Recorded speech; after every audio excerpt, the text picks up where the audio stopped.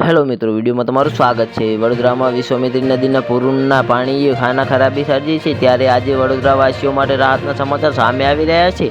વિશ્વામિત્રી નદીની સપાટીમાં ઘટાડો થયો છે। વિશ્વામિત્રી નદીની સપાટી 32.50 ફૂટ થઈ છે। બુધવારે નદીની સપાટી 35.25 ફૂટ હતી, જ્યારે આજવા સરોવરની સપાટી 213.75 ફૂટ પર સ્થિર થઈ છે, જેના કારણે અનેક વિસ્તારોમાં પાણી ઓસર્યા છે। તો જે હા મિત્રો, હાલ મોટા અને મહત્વના સમાચાર સામે આવી રહ્યા છે। વિશ્વામિત્રી નદીના પાણી શહેરના 50% જેટલા વિસ્તારોમાં ઘૂસી ગયા હતા, જેના કારણે અનેક વિસ્તારોમાં ઇલેક્ટ્રિક પણ બંધ હતી। આ સાથે હજારો પરિવારો દૂધ અને પાણી વગર તરવડી રહ્યા હતા।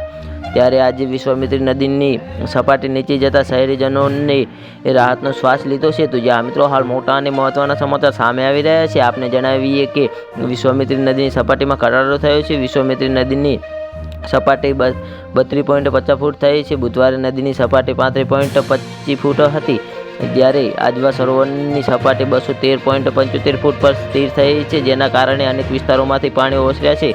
શહેરના કોટાર, જેતલપુર, દિવાળીપુરા, વાંસણા વિસ્તારમાંથી પાણી ઓસરતા આ વિસ્તારના લોકોએ રાહતનો શ્વાસ લીધો હતો। તો જ્યાં મિત્રો, હાલ મોટા અને મહત્વના સમાચાર સામે આવી રહ્યા છે। વડોદરાના લોકોએ ફાયર બ્રિગેડ, કોર્પોરેશન, પોલીસ તંત્ર પર આવા પરિવારોને રેસ્ક્યુ કરવા માટે હજારોની સંખ્યામાં કોલ કર્યા હોવાની માહિતી મળી રહી છે। જે સેવાભાવી સંસ્થાઓ અને સેવાભાવી નાગરિકો વડોદરામાં દૂધ અને પાણી પૂરું પાડી રહ્યા હતા। શહેરના પાણી વચ્ચે પોતાના ઘરોમાં ફસાયેલા કેટલાક લોકો પાણી અને દૂધ વગર જ રહેવાની ફરજ પડી હતી। 2 દિવસથી વીજળી પણ નહીં હોવાના કારણે તેમના પીવાના પાણીમાં પણ ફાંફા છે। તંત્ર દ્વારા હવે ફાયર બ્રિગેડ, NDRF અને સાથે આર્મીની પણ મદદ લેવામાં આવી હતી। તો જે હા મિત્રો, હાલ મોટા અને મહત્વના સમાચાર સામે આવી રહ્યા છે।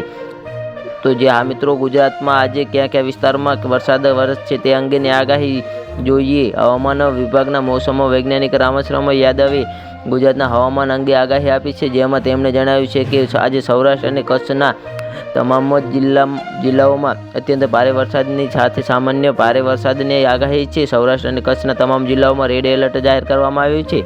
આ ઉપરાંત વડોદરા, છોટાઉદેપુર, નર્મદા, ભરૂચ, સુરત, નવસારી, ડાંગ, વલસાડ, વાપી, દમણ, દાદરાનગર હવેલી, પાટણ, અમદાવાદ, આણંદમાં રેડ એલર્ટની સાથે અત્યંત ભારે વરસાદની આગાહી છે।